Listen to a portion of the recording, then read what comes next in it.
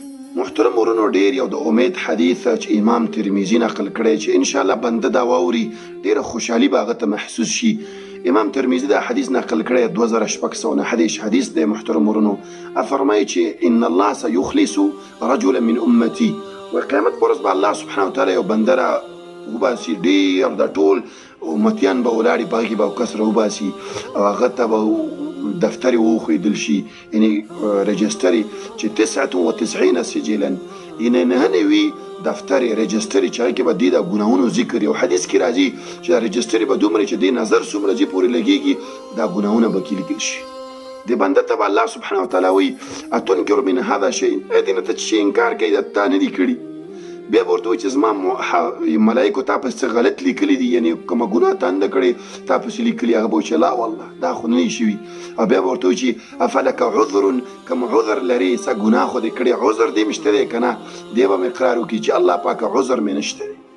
بیا به یو کاغذ راوړی شي چې په هغه باندې به لیکل شوي اشهد ان لا اله الا الله واشهد ان محمدا عبده ورسوله.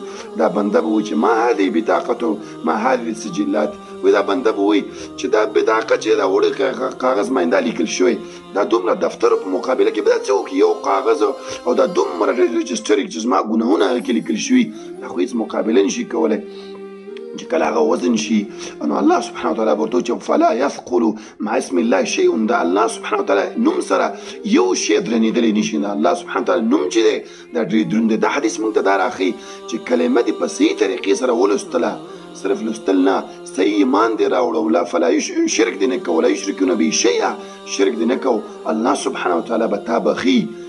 د بنده دپاره دا یو بشارت دی چې په دې حدیث کې دا ښودل شوی چې 99 کتابونه رجسټري چې هغه تا پسې د ګناهونو ډکې شوي، یو رجسټر دومره چې ستا سترګې صرف نظر لګېږي هغه ځای پورې به وي، او دغه شهادت د کلمه دا به تا بچ کوي. نو دې سره چې هغه مؤمن چې سره د دې عبادات یې کړي، منځونه یې کړي، شرک نه ځان ساتلی، توحید پکې دی، روژې نیولې، حج یې کړی، نور نیک طاعتونه یې کړي، هغه دپاره خو یو عظیمه خوشخبري ده چې صرف په دغې بطاقه باندې بچ کېدلی شي.